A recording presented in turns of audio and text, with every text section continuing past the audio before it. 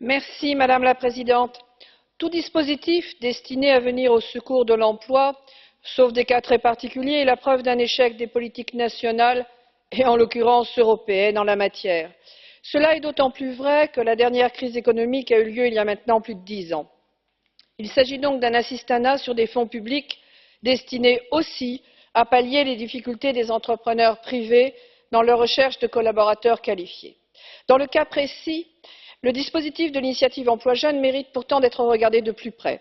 En effet, si au plan financier et budgétaire il faut être très circonspect, comme le recommande le rapport de la Cour des comptes, et si son abord sous des angles doctrinaux de type égalité hommes femmes peut sembler excessif, sa mise en application nous permet de conclure à une nécessité de poursuivre plus avant.